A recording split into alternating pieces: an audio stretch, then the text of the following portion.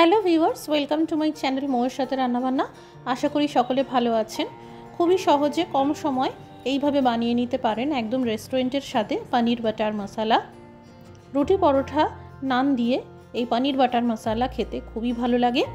আজকের রেসিপিটি ভালো লাগলে একটি করে লাইক দিয়ে শেয়ার করে দেবেন। প্রতিদিন এইরকম নতুন নতুন রেসিপি পেতে আমাদের চ্যানেলটি সাবস্ক্রাইব করে নেবেন। ফ্রাইং প্যানে পরিমাণ মতো তেল নিয়েছি, দিয়ে দিলাম 3টে বাটার কিউব।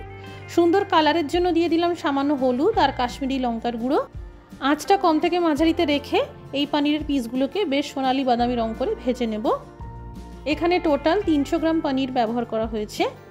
খুব সাবধানে উল্টে পাল্টে পনিরের পিসগুলোকে ভেজে নিলাম। এবার তেল থেকে তুলে নেব। এবার দিয়ে দিলাম ফোড়নের লবঙ্গ আর ফাটানো এলাচ, 1 চামচ আস্ত জিরে। ফোড়ন ভেজে নিয়ে দিয়ে দিলাম পেঁয়াজ বাটা। খুব ভালো করে ভেজে নিতে হবে। এখানে দুটি বড় সাইজের পেঁয়াজের ব্যবহার করা হয়েছে। পেঁয়াজ বাটা খুব ভালো করে ভেজে নেওয়ার পর আদা রসুনের পেস্ট দিয়ে দিলাম। 1 ইঞ্চি সাইজের আদার টুকরো আর 4-5টা রসুনের কোয়াকে মিহি করে পেস্ট করে নিয়েছিলাম। কাঁচা গন্ধটা চলে যাওয়া পর্যন্ত ভাজতে হবে। কালারের জন্য দিয়ে দিলাম হলুদ গুঁড়ো আর লাল লঙ্কার গুঁড়ো, আর একটু ভেজে নেব।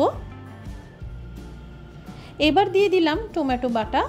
এখানে দুটি বড় সাইজের টমেটোর ব্যবহার করা হয়েছে। খুব ভালো করে ভেজে নিতে হবে। এই দেখুন, ভাজতে ভাজতে মশলার চারদিক থেকে তেল বেরিয়ে এসেছে। এই পর্যায়ে দিয়ে দিলাম 1 চামচ ধনের গুঁড়ো। ক্রমশ ভাজতে থাকবো। দিয়ে দিলাম 2 চামচ টক দই। এখানে আমি বাড়িতে পাতা টক দইয়ের ব্যবহার করেছি।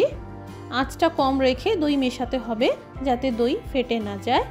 আঁচটা মাঝারিতে করে দিয়ে খুব ভালো করে 3-4 মিনিট মতন ভেজে নিতে হবে। এই মশলা যত ভালো করে ভাজা হবে স্বাদ তত ভালো হবে।